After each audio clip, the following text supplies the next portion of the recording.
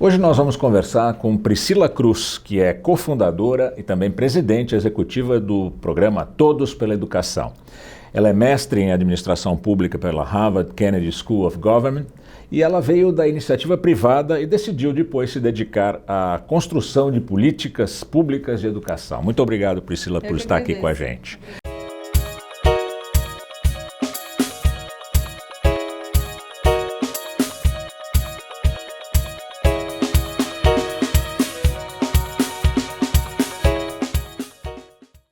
Vocês acabaram de lançar este Anuário Brasileiro da Educação Básica 2019, que eu estou mostrando aqui.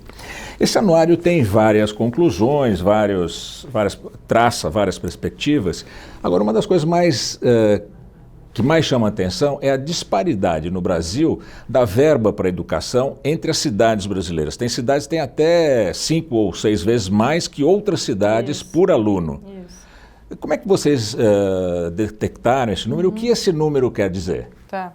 Bom, Gaberini, assim, foi importante você trazer esse assunto para cá, porque é o seguinte, a educação, em tese, ela deveria ser um vetor de redução da desigualdade socioeconômica, certo? Então, assim, se eu dou oportunidade para todos os jovens aprenderem, poderem colocar de pé o seu projeto de vida, a gente teria uma sociedade muito mais justa, com muito menos desigualdade social. Com mais acesso à renda, no fim das contas. A renda, empregos melhores, né? Com distribuição de renda, né? Acho que todo mundo que está assistindo a gente sabe que o Brasil é um dos campeões mundiais... Vergonhosamente concentrador. Em distribuição de renda, né? Em desigualdade de renda. Então, a educação deveria ser um vetor forte de redução dessa desigualdade. Acontece que a gente tem, na educação, infelizmente, no caso brasileiro, a educação ela até acentua a desigualdade social. Por quê? Porque a gente investe menos em quem tem menos, em quem já tem menos, e a gente investe mais em quem já tem mais. Então, essa diferença de investimento entre os municípios do Brasil, que chega a 500%, não é que a gente tem 500% de diferença, mas é porque os que têm menos estão investindo mais. É o contrário, é uma diferença enorme ainda, sendo que os municípios e, portanto, os alunos que moram nesses municípios, que frequentam as escolas públicas desses municípios, são os municípios mais pobres que têm um investimento por aluno menor. Por que isso acontece? Menos poder político? Não, porque, na verdade, pela Constituição Federal, 25% dos impostos dos municípios e dos estados têm que ir para a educação. Depois tem uma redistribuição desse recurso todo, que é feita pelo Fundeb, que é um assunto super quente do momento, porque ele está tramitando no Congresso Nacional um novo Fundeb. Eu posso falar sobre isso também. Vamos falar. Mas tem município que mesmo com o Fundeb, mesmo com o instrumento redistributivo, porque o Fundeb também não cobre 100% do financiamento da educação nos municípios e nos estados, e porque ele tem uma atividade econômica mais baixa, ele não tem outras... Como ele gera menos imposto, ele recebe menos para a educação? Ele tem menos para investir em educação, né? Porque o Fundeb ele não cobre 100% do financiamento, né? Ele não redistribui 100%, ele redistribui por volta de 60%. Então, a gente ainda tem municípios que têm um investimento muito pequeno. E também isso é acentuado por uma modelagem que a gente tem hoje no Fundeb, que o Todos pela Educação está propondo uma mudança, que é o seguinte, no Fundeb, município rico de estado pobre recebe complementação da União. Olha que injusto. No entanto, município pobre de estado mais rico não recebe complementação da União. Então, isso amplia ainda mais essa dispersão, essa diferença de investimento por município. O que o Todos pela Educação tem proposto e tem participado muito fortemente desse debate no Congresso Nacional, é da gente passar a ter uma outra lógica. É uma lógica em que a gente tem que olhar para os municípios mais pobres e tendo muito foco naqueles que atendem as crianças mais pobres, né? Sair da lógica de fundos estaduais, 27 fundos estaduais que compõem o Fundeb, para uma lógica dos 5.600 e tantos municípios que a gente tem no Brasil, olhar ente a ente e fazer com que todos eles tenham a possibilidade de ter a complementação da União, aqueles que precisam ter a complementação. Qual seria a verba ideal por aluno, por ano, no ensino básico? Bom, eu vou falar não do ideal, porque o ideal seria muito mais infinito. Que isso. Porque no fundo a gente tem que ver o seguinte, qual que é a verba necessária agora para o Brasil conseguir fazer a educação avançar. A gente tem esse cálculo justamente por conta desse novo Fundeb, que é de 4.300 por ano por aluno. Seria, assim, o mínimo do mínimo para a gente começar a ter a gestão fazendo a diferença no município. E tem municípios recebendo menos da metade disso? 4 de 10 municípios não estão recebendo esses 4.300. Nem esse mínimo. Eles não têm, não é nem que eles não estão recebendo, porque na verdade tem muitos que são verba própria, mas que eles não têm aplicam. Eles não têm esse valor por aluno por ano, né? Por isso que a gente tem defendido um Fundeb mais redistributivo, um Fundeb que olha para esses municípios que não estão conseguindo, que tem um subfinanciamento muito acentuado e ter uma nova forma de investimento mais redistributiva. Você falou várias vezes do Fundeb. O que é o Fundeb e qual é a função dele? Tá ótimo.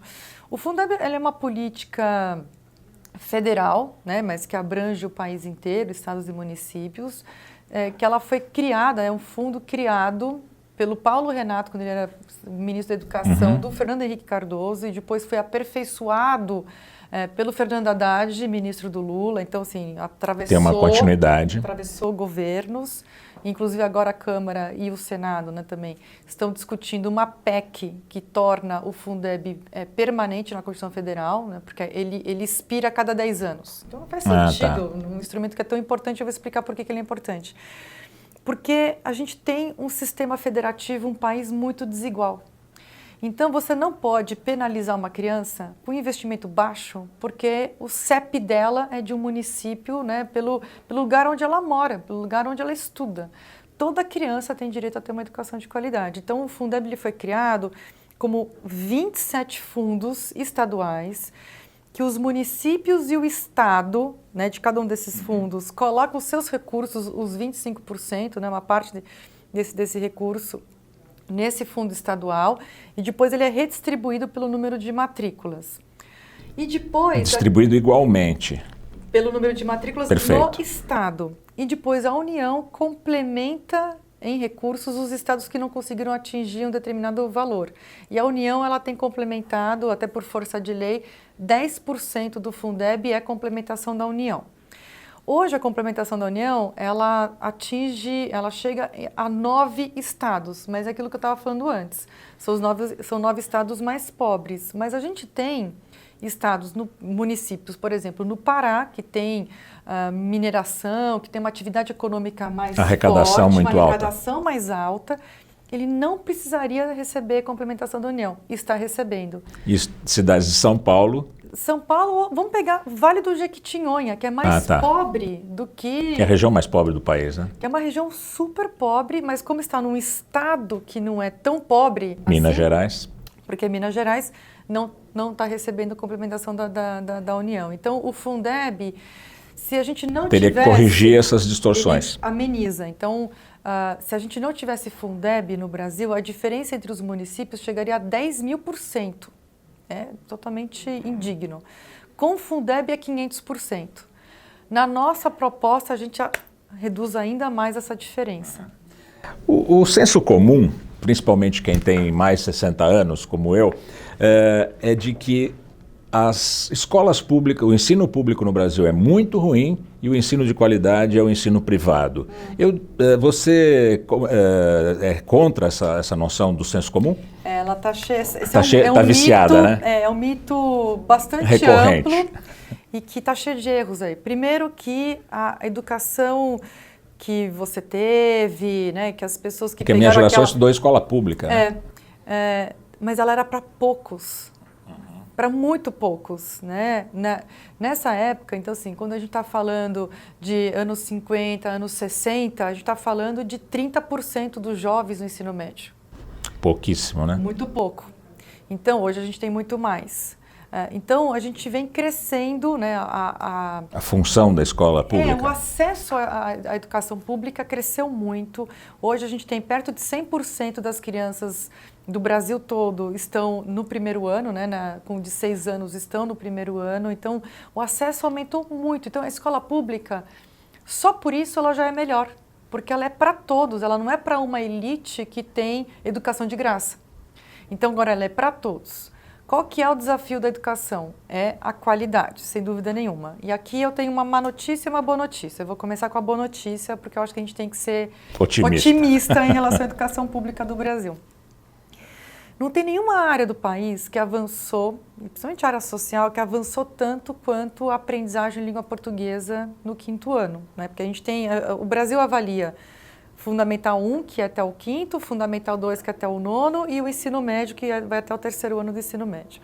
Nessa primeira etapa do Fundamental, o Brasil saiu em 10 anos, não é? Não estou falando de 30 anos, de uma geração. 10 anos a gente saiu de 28% das crianças com aprendizado para 60%.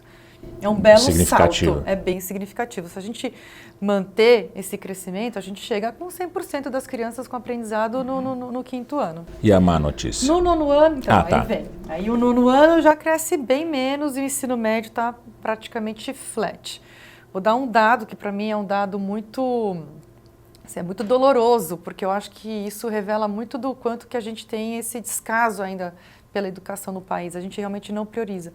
Dos que chegam até o 3º ano do ensino médio no Brasil, só 9% tem aprendizagem adequada em matemática.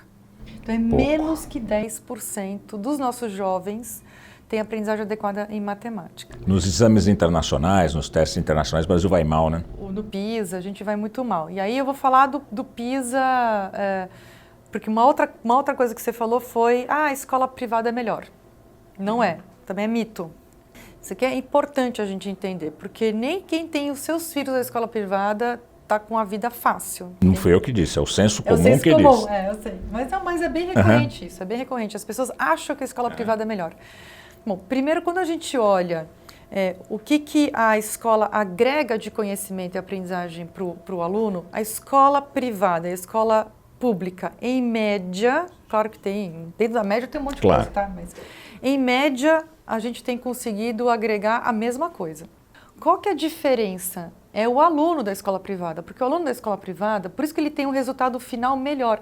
Ele já vem... Ele vai no teatro, ele vai no cinema, ele tem uma estante de livros em casa. Tem até a nutrição melhor. Ele come melhor, os pais assinam revista e jornal, ele viaja, ele vai em museu.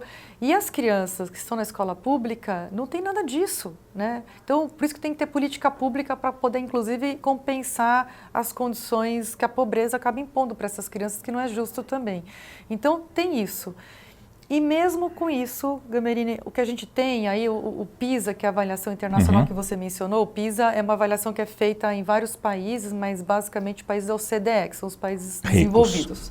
Quando a gente se compara com os países, os 10% melhores alunos do Brasil, incluindo aqui escola privada, aqui é os 10% melhores alunos do Brasil, na distribuição de resultados que a gente tem.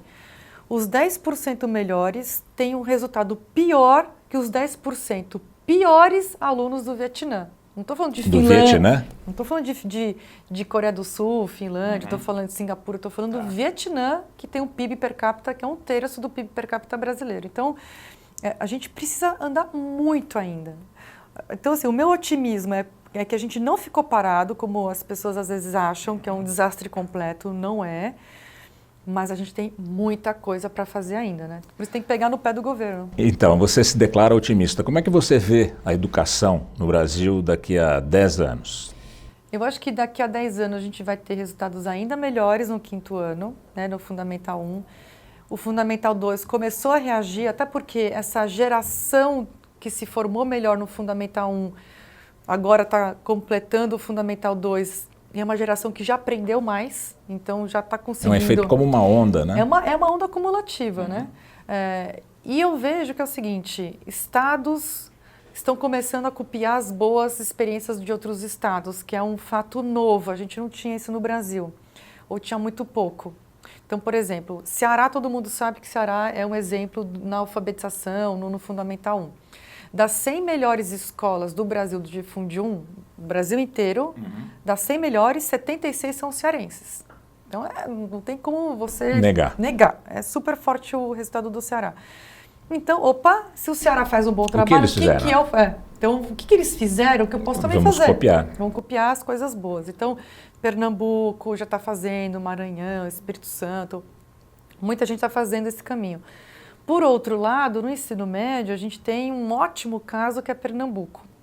Opa, o que Pernambuco fez? Agora é o inverso. O Ceará está copiando Pernambuco no ensino médio.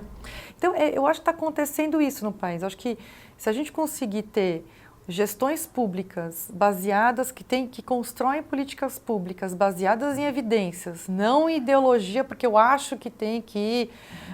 o problema é a escola sem partido, né? O problema é o professor que está doutrinando o aluno. Isso é bobagem, bobagem completa. Uma gestão séria, voltada para resultados, é aquela que vai desenhar políticas públicas e implementar de forma que ela tem um lastro, ela se baseia nas experiências de sucesso do país.